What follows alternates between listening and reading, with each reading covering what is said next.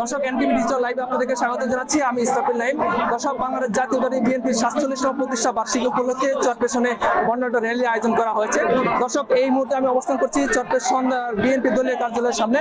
আপনারা দেখছেন যে চরপেশন ও মনপুর আসনের তিনবারের সাবেক সংসদ সদস্য জনাব নাজিমুদ্দিন আলম সাহেব আজকে এই বর্ণাঢ্য র্যালিতে উপস্থিত হয়েছেন এবং চরপেশন উপজেলার বিভিন্ন জায়গা থেকে নেতা কর্মীরা দলে দলে আজকে এই মিছিলে অংশগ্রহণ করেছেন। আমরা দেখতে পেয়েছি যে চরপেশনের বিআরডি অর্থাৎ সাবেক এমপি জনাব নাজিমুদ্দিন আলম সাহেবের বাসার সামনে উপজেলার বিভিন্ন জায়গা থেকে নেতা কর্মীরা মিছিলে জড়ো হয়েছেন এবং সেখান থেকে বর্ণাঢ্য র্যালিটি বের হয়ে চরপেশন বাংলাদেশ জাতীয় বিএনপি দলীয় কার্যালয়ের সামনে এসে তারা একত্রিত হয়েছেন। দর্শক আপনাদের যদি একটি বিষয় জানিয়ে রাখি, আজকে তারা এই বর্ণাঢ্য র্যালির পরে এখানে একটি পথসভার আয়োজন করেছেন।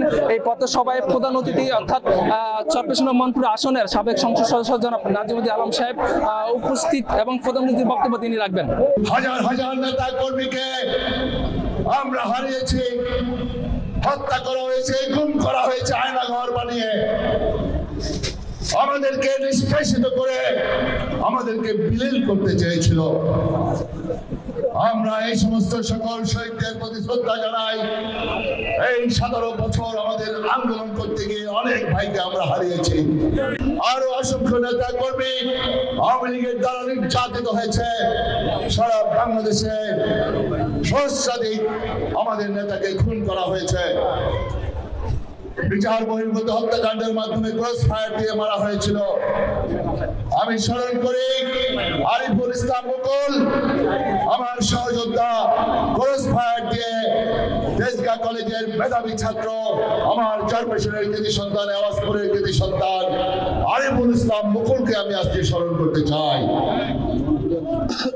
এমনি ভাবে আমাদের শত শত নেতা কর্মীকে হত্যা করা হয়েছে, গুম করা হয়েছে। আমরা পিছিয়ে পড়ি নাই।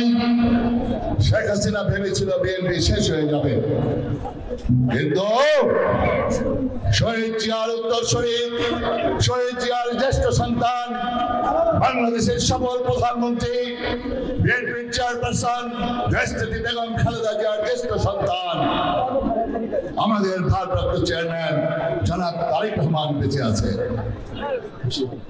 শেখ হাসিনা বুঝে নাই, বিএনপিকে শেষ করতে চেয়েছিল। আমার নেতা তারেক রহমান শুধু প্রবাসে বসে, আমার নেত্রীকে কারাগারে রাখা হয়েছে। সেই মুহূর্তে আমার নেতা শুধু প্রবাসে বসে আমাদেরকে নেতৃত্ব দিয়েছেন, আমাদের ঐক্যবদ্ধ রেখেছেন।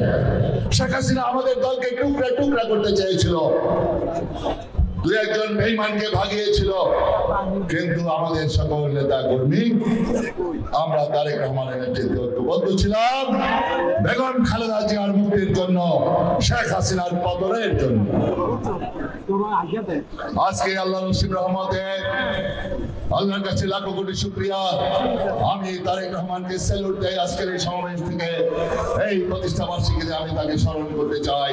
তারেক রহমান বীরের বেশে, তারেক রহমান বীরের বেশে আসবে ফিরে বাংলাদেশে।